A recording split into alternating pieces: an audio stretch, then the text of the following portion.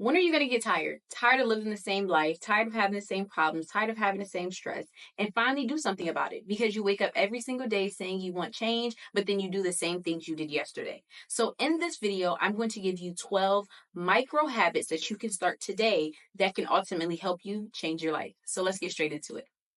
First, you need to start doing things in a cycle, similar to how you wash clothes in a cycle, right? First, you put the clothes in the dirty clothes, then you wash the clothes, then you dry the clothes, then you fold the clothes, and then the process repeats. You need to start living your life like that. The thing is, if you have dirty clothes in a hamper, do you say to yourself, "Ah, man, I can't wear my clean clothes because I still have dirty clothes"? No, everything doesn't have to be done at the same time. I think that's what messes up a lot of us when we are trying to implement new habits or even do anything in life.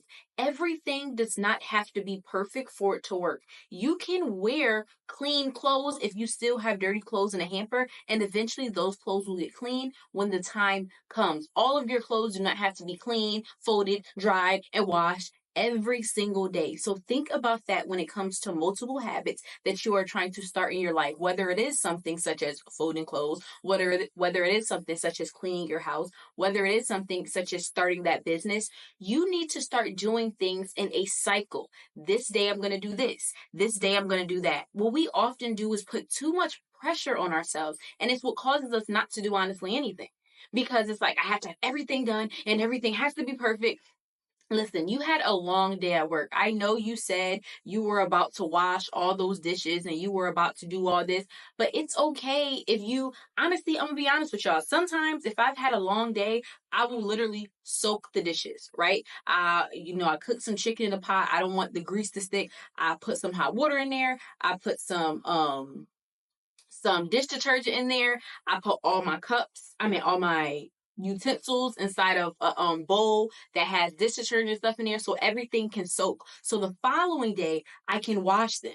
I'm not putting the pressure on myself as, oh my gosh, every single night I have to make sure I have no dishes inside the sink. That is ideal. And yes, there were time periods in which I did live like that, but sometimes I'm just having a long day and it's okay to just start. It's okay to just do something. So I want you to start thinking about that when it comes to doing things, doing them in a cycle. I'm going to do this first, and then I'm going to do this, and then I'm going to do that. You do not have to clean your entire room at once. It's okay if you only organize your closet. It's okay if you only organize your dresser. You don't have to do everything every single time you say you're going to start something or eventually accomplish it. Number two, make a list of simple promises you want to keep to yourself. And at the end of the day, tally which promises you actually keep. Now, this is great also when implementing new habits because what happens to us is that we don't know our accountability rate. Are you accountable for yourself 50% of the time? Do you do what you say you're going to do? 20% of the time, 25% of the time? We consciously don't know how accountable we are, but we subconsciously do. We subconsciously remember all the things that we said we are going to do late night when you sit in the bed and you're like, oh, I did say I was going to do this. And I did say I was going to do that. What you need to do is make a list of all the promises you said you were going to do. And they don't have to be big promises. The promises could be, I said I was going to wake up at this time. I said I was going to cook dinner. I said, because to build up the confidence to actually start doing the big things, you need to build up a baseline of confidence with yourself that you know that when you say you're going to do something, you're going to actually do something. For me, starting it was as simple as saying I'm gonna call my grandma because I'd be like, okay, I'm gonna call my grandma. All right, I know I set an alarm to call her at 5, but I'm gonna call her at 5:30. Oh well, now I'm doing this, so I'm gonna call her at 6. At the end of the day, I'm like, I'm gonna just call her the next day. And then you get what I'm saying? It starts a cycle. So you need to start doing simple things to start this process of building up the confidence to do big things by having a list of your accountability. How many times do you keep your promises to yourself and you can visually see it and consciously see it? Do I say I do what I really say I'm gonna do? Do I do what I say I'm really gonna do most of the time? Or most of the time not? And you can know it, not just guess what it is. Number three, now this one is going to get a little scientific, so stay with me here. You need to sync your mind and your body to when you learn new things. So I've talked about on multiple videos, not going to get into it too much, which is a term called neuroplasticity, which basically means your brain can grow. It can make new neurons and connections, but it has to do it through new experiences. So what happens to a lot of us is a lot of you will watch this video and you may say you're going to do something But you need to make sure that your mind, the thing that you're learning, connects with when you're actually doing it, and you remind yourself how to do that thing with a feeling. A lot of times we don't realize a lot of our habits are connected to feelings, right? So the habit of you saying, okay, tomorrow I'm gonna wake up at 6 a.m., but then you don't do it is because you have a feeling of wanting comfortability, or you have a feeling of, oh, 6 a.m., I'm going to be tired at that time, right? Because I usually wake up at so and so time. We remember things through feelings. That's literally how our life is set up.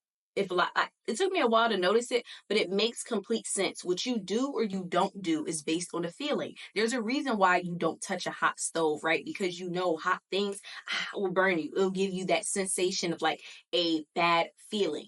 The thing is, a lot of us learn this stuff, right? You watch the videos, you read the books, but we never actually do it. And then if we do it, we do it on a type timing where it's like, oh, I have to do this thing. Or, oh, I'm going to just write in my planner because I have to. Or, oh, I'm going to just do this because I have to. But we never acknowledge what feeling did it give us.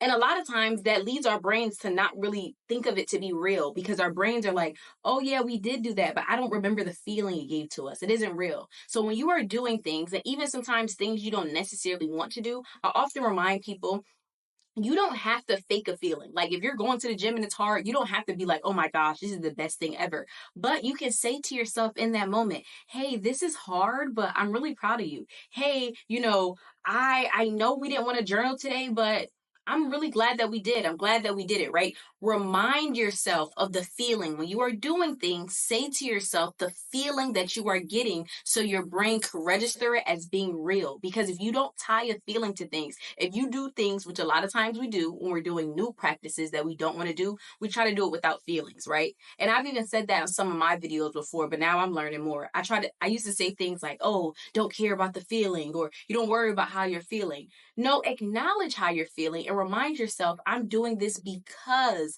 I want a better life. I'm doing this because I want a better body. And acknowledge that that's how you're actually going to want to do the thing again. And that's how your body's going to register as being real. Because that's like somebody telling you about some food that's good. And they're like, oh, this food is so good. Da-da-da, this food is so good.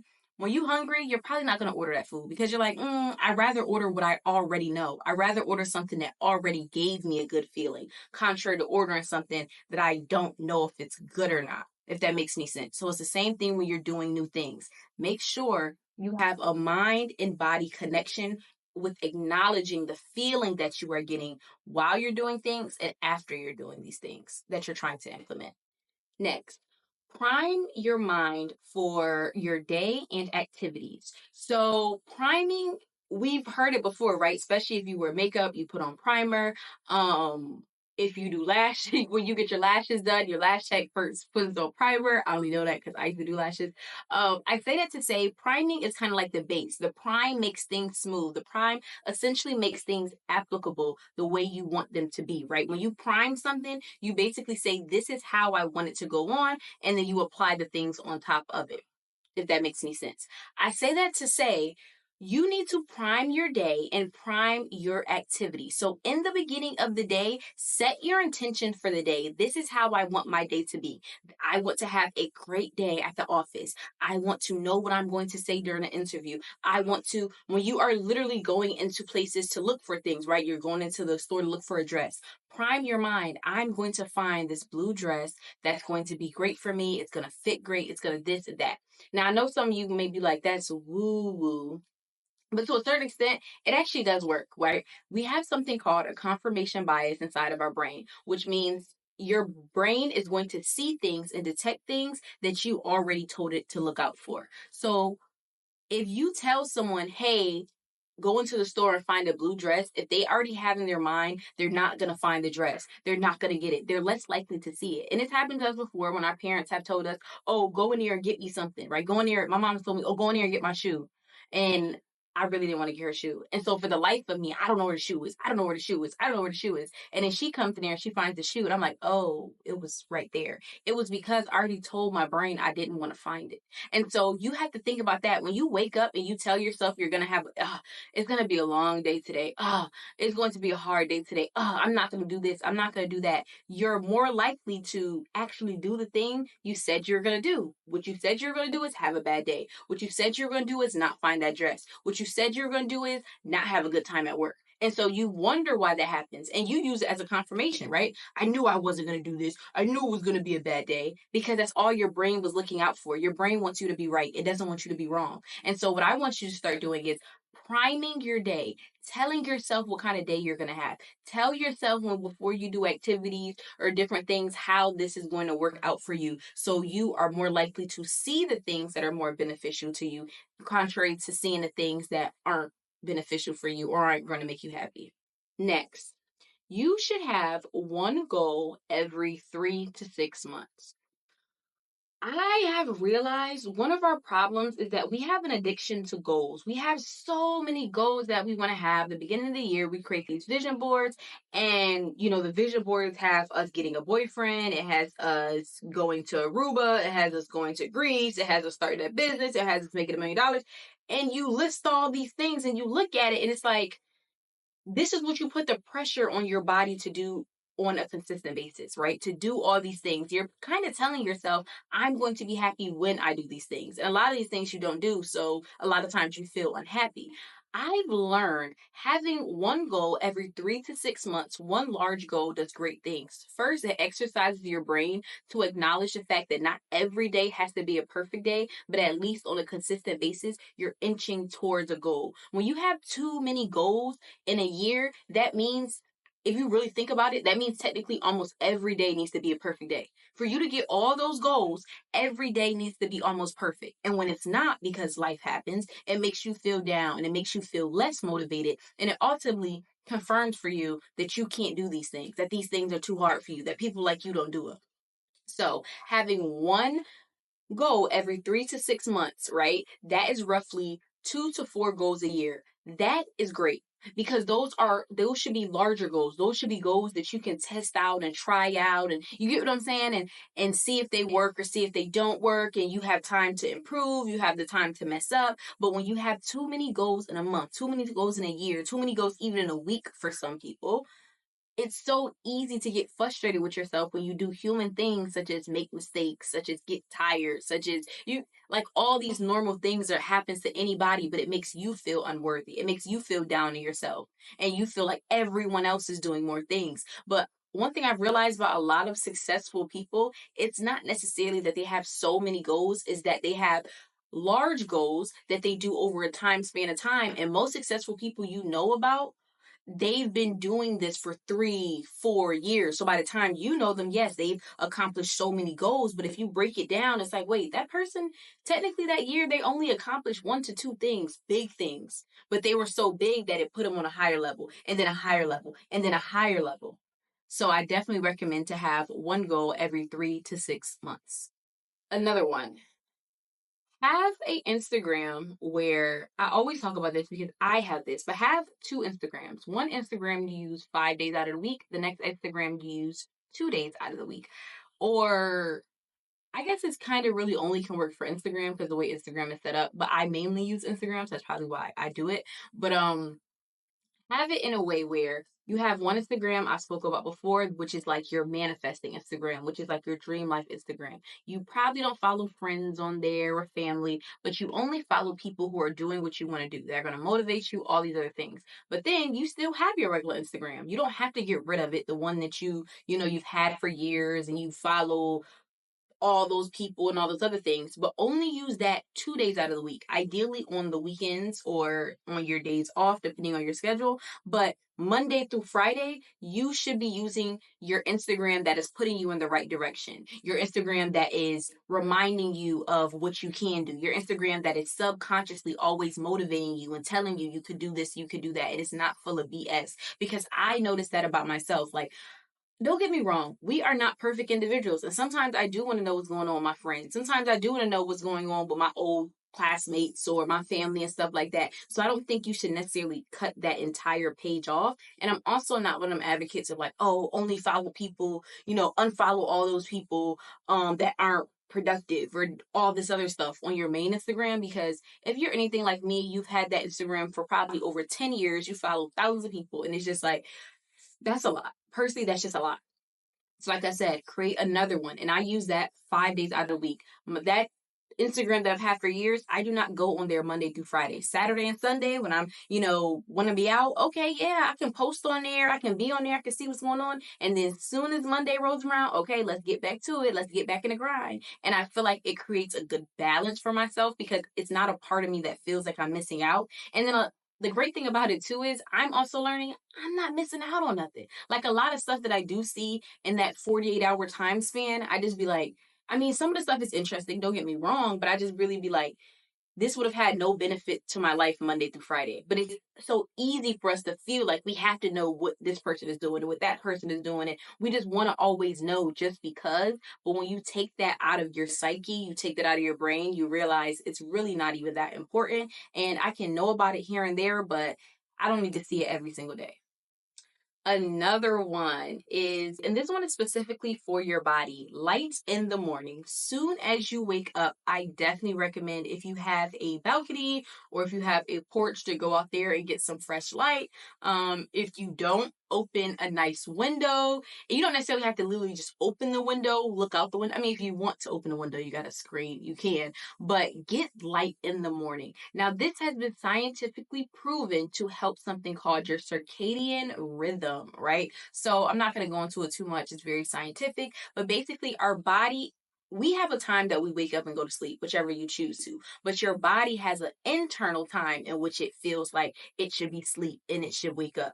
And so what happens to a lot of us is that we wake up and we get on our phones and then we start our day and we do all these things. And so our body doesn't necessarily always register like, hey, it's time to wake up. Hey, this is what we should do. So it puts us at a little bit of a lag. But if you have to think about it, yes, it's a little bit of a lag, but a lot of us have been doing that for years. Our body's been lagging. And then another thing is too, a lot of us don't go to sleep at the right time we're supposed to go to sleep. And so it causes this process of our body being out of rhythm. And you can search it up yourself. It's something called the circadian rhythm, and it can heavily be influenced by light in the morning. So the first thing you should try to do in the morning, I would say for 5 to 10 minutes. I know 10 can seem kind of long, so kind of get yourself into it. Try to do like 5 minutes of just direct sunlight. You don't have to look, I'm not saying look at the sun, but I'm just saying the sun is hitting your face. The sun is like literally hitting your body. I definitely recommend that. It has benefits. No, it's not something you're going to see benefits of 1 to 2 days. It's definitely something you're probably gonna do for at least like 7 days straight and see benefits of. But I'm telling you, it definitely will make a difference when your body starts registering with your mind. Like, you get what I'm saying? Your mind knows it's up, but your body is still in an internal state of sleep. So I definitely recommend to do that one. Another thing, kind of dealing with the body, moving your body more. I know this seems like just a duh, but I think a lot of people do not notice even the little differences they can do with parking farther away with their car instead of trying to get up close parking, taking the stairs instead of taking the elevator. Doing different things like that can definitely help if you're someone that's like, you know what, I can't fit the gym in my schedule. But, and this is not to judge anyone, some people can fit the gym in the schedule. They just can't fit the weights. They just can't fit Pilates. They just can't fit, which is fine. But I always tell people you literally can go to the gym and go on the treadmill. Like the act of moving your body is so imperative. And I feel like a lot of people do not realize that, especially if you work at a desk and you're sitting down all day. It has a lot of negative effects to your body over the years. Our bodies are essentially, we're supposed to move. Like, as the time goes on more and more, and now people work from home, we're becoming more and more stagnant. The amount of steps someone used to take even 100 years ago, and that was what, 1924 compared to 2024, is miraculously different. And so we don't realize that it causes things such as us being overweight. You don't realize it causes things such as heart problems and health conditions, for the simple fact that our bodies are supposed to be moving. Just simple movement. It's not even always have to be you got a trainer and you doing heavy exercise. Simple movement can definitely help your body detoxify better. It can help you, have less stress levels. It can help with so many things. And a lot of us have a lot of problems for the simple fact that we do not have a consistent moving of our body on a day-to-day basis. And like I said, you can try to do it with little things like parking farther, using the stairs, or going to the gym and going on the treadmill for 30 minutes can be something as well. And especially, like I said, with the light, you also can try to walk outside. It is getting warm outside, so trying to do walks if you want to are also a great thing as well. And I definitely would recommend that. Another one, a daily multivitamin. I know some of y'all are gonna be like, what? Like I said, going into our bodies, going into stress and all these other things, a lot of times we feel a lot of these negative emotions because our bodies are out of whack. You already don't get enough sleep. You already don't move your body. And then you already don't have enough nutrients inside of your body because a lot of people do not get them with their daily diet. The average American daily diet does not provide sometimes even half of the daily nutrients that your body needs to feel alert, to feel essentially sometimes even happy. And so I think definitely taking a daily multivitamin. I personally take the Mary Ruth's multivitamin. It's the liquid one. But another vitamin that I heard is really well, I do want to try it. It's expensive though. I ain't gonna lie to you. It's a little expensive. But this vitamin called AG1. They're like a monthly subscription type of vitamin. They actually like send it to your house. I definitely want to try them, but they are a little pricey, but health is wealth, I guess they say. But taking a daily multivitamin, giving your body the necessary nutrients that it needs to help you do what you want to do. Sometimes we don't have energy, we don't feel productive, we don't have all these things because our body is literally crying out. It's saying, I need vitamin D, I need vitamin A, I need iron, I need all of these things. And you're trying to push it and think of new ideas and start new things. And your body is really just like, I just need the basics. Like, if you give me the basics, I will give you the world. But I can't right now because I am literally withering away. So a multivitamin, I would say, is definitely imperative. So I talk about reading on a lot of my videos, and I would say definitely reading biographies of individuals that you like or you watch or you just enjoy. Now, don't get me wrong, I do love a great self-growth, self-help book. But one thing I've noticed, I went like really, really deep into the self-growth and self-help books, and I read so many. And though they do give you great things like, oh, stay consistent and build a schedule and do all these things, a lot of times it just seems like a character. It seems like, okay, you have to do this. But a lot of times you don't know what to do. Like, I know one thing about me, you have to break it down, build it back up, explain it to me every piece of the way for me really to explain, like to understand things. And so for me, that was a problem because they would say, be more consistent. They would say, do things, because you never know when an opportunity can happen, things of that sort, but it always seems so theoretical. And so I started reading biographies, two biographies I recently read and I've talked about on videos. Leslie Jones' biography, which recently came out this year, and then Kevin Hart's biography, the one that came out in 2017. And the thing I like about those books is because they literally tell you what is consistency. Consistency, Kevin Hart was living in Philadelphia, and for 1 to 2 years, he would find how to get to New York almost multiple times a week without having a car just to sit amongst other comedians. He wasn't even really allowed to perform because they were high level comedians. He didn't even have a car, so sometimes he would have to take the bus. He would use his girlfriend's car. It was problems with that, but that is what consistency is. But I didn't know because I don't really, them saying it in a book sometimes doesn't make the most sense, right? Them saying to you, oh, stick it out, you never know what can happen. A lot of times, reading Kevin Hart's book, I noticed a lot of times when we thought he was making money, he really wasn't making that much money. When we thought he was doing this, but it just so happened opportunities came because he just stayed doing what he was supposed to do. I say that to say I definitely recommend reading biographies of people that you like and you enjoy to see what does hard work actually look like? What does endurance actually look like? And not just a self-help book giving you random examples of people you don't even know. Next, A budget and a planner. I definitely recommend to have these because a lot of times we feel stressed, we feel all these other things because we don't know what's coming. Having a daily planner is so you know exactly what your day is supposed to be, you know what to expect. It helps you better prime your day because the times where you know it might be a little bit more stressful, the times you know it might take a little bit more effort, you literally can tell yourself, like, listen, during this time period, we're going to be good. During this time period, we're going to breathe. We're going to do this. We're going to do that. The same thing with the budget. A lot of times people are stressed because they don't know what's coming in and what's coming out. So a micro habit is every single night before you go to bed, plan for the next day. And once a month at the end of the month, create a budget so you know exactly how much you should or shouldn't be spending. And the final thing, cleaning your space.